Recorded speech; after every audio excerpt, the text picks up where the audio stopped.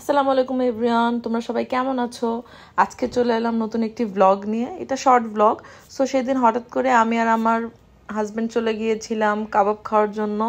আমার husband grill order করেছিল আর আমি অর্ডার করেছিলাম হারিয়ালি কাবাব। আর সাথে আমরা নান আর পরোটা অর্ডার করেছিলাম। পরোটাটা অনেক ক্রিস্পি ছিল। আর হারিয়ালি কাবাবের কথা কি বলবো, এখানকার হারিয়ালি কাবাব আমার কাছে খুবই ভালো লাগে। সো এখানে আমি অ্যাট ফার্স্ট পরোটা নিয়ে নিলাম। পরোটা দিয়ে হারিয়ালি কাবাবটা আমার কাছে ভালোই লেগেছে খেতে। পরোটাটা অনেক ক্রিস্পি ছিল আর ভিতরে অনেক সফট ছিল।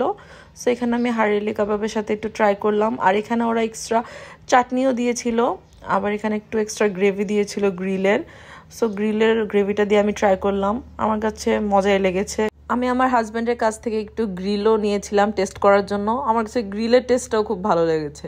কেন জানি ওই দিন আমার সব খাবারই খুব মজা লাগতেছিল। মেবি অনেকদিন পরে আমি কাবাব খেয়েছি দেখে মেবি এরকম হতে পারে।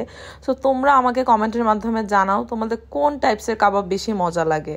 দেন আমি পরোটাটা একটু মেয়োনিজ দিয়েও ট্রাই করে দেখলাম। ওদের মেয়োনিজটা মজাই লেগেছে আমার কাছে। আমার সব রেস্টুরেন্টে মেয়োনিজ কেন জানি ভালো লাগে না, নয়তো বেশি মিষ্টি করে ফেলে, নয়তো একটু মিষ্টি হয় না। বাট এখানকার মেয়োনিজ ভালো ছিল। দেন আমি এখানে আবার একটু চাটনি দিয়েও ট্রাই করলাম কাবাবটা। চাটনিটাও মজা ছিল। চাটনিটা স্পাইসি আর মিষ্টি এই দুইটার কম্বিনেশনে একটা ছিল। দেন আমি এখানে আবার নান নিয়ে নিলাম। নান দিয়েও কাবাবটা খেতে খুবই মজা লেগেছে। নান আর কাবাবের কম্বিনেশন তো ভালোই।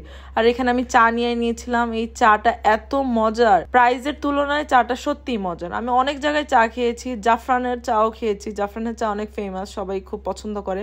বাট এটা জাফরানের থেকেও বেস্ট। প্রাইস নিয়েছিল মাত্র 25 টাকা। সো 25 টাকার মধ্যে এই চাটা আমি এক কথা বেস্ট বলবো। সো তোমরাও এখানে গেলে অবশ্যই চাটা ট্রাই করে দেখতে পারো। এই রেস্টুরেন্টটার নাম ছিল আল কারিম। সো তোমরা ইচ্ছা করলে এখানে যেতে পারো। এটা গুলশান এরিয়ার আশেপাশেই। আজকের এই শর্ট ব্লগটা তোমাদের কাছে কেমন লেগেছে আমাকে কমেন্টের মাধ্যমে জানাও। আর thank you for watching this blog. Bye bye everyone.